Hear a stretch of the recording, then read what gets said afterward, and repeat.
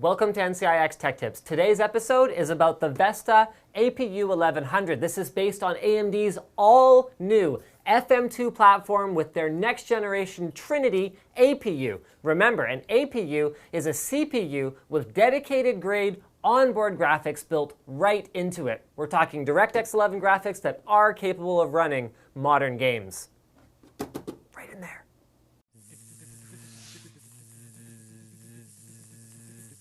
Clink, clink.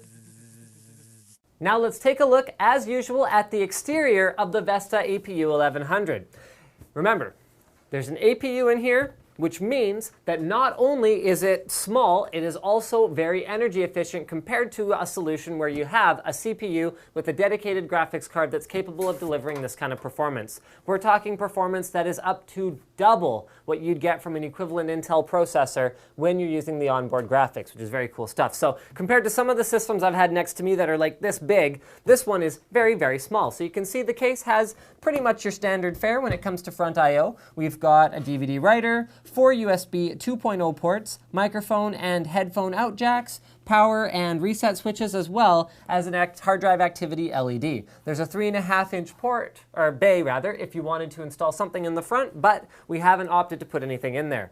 On the bottom or side of the case, remember guys, this case is perfectly at home on its side or standing up like this. So on the one side, there's nothing. There's actually spots where you can put on the little rubber feet. And then on the other side, there is one filtered vent. On the back, we find, courtesy of an ASUS FM2 motherboard. So FM2 is an all-new platform, new socket, new CPUs, still DDR3 memory. We've got, okay, I would like to clarify something. So the motherboard here is actually an upgraded motherboard over the 499 version. So the 499 one, the main difference in terms of I/O is that it only has 2 USB 3 ports on the back, whereas this one has 4. So on this upgraded one, this is the pro level board, we've got 2 USB 2 ports, 1 PS2 port, DisplayPort, HDMI, DVI, VGA, optical audio out, eSATA, 4 USB 3 ports, gigabit Ethernet, and 7.1 audio. So again, that key difference is 2 USB 3 ports and actually no display port on the regular board. This case uses an SFX form factor power supply in order to achieve its very small stature. All right, guys, so 2 things. We're gonna have to change our set because Slick needs this box, and we're also gonna open up the case and have a look at the inside. And he wasn't actually expecting me to throw it, in spite of the fact that I told him I was going to throw him the box. So let's crack this baby open and have a look at this incredibly efficiently laid out mini ATX system, or micro ATX, or MATX. So here's that filter I talked about before. This is sitting right over the CPU socket area, which means that whatever air is being drawn in by that CPU fan is going to come directly from the outside of the case, as long as you don't accidentally cover up that ventilation hole, which is a good thing.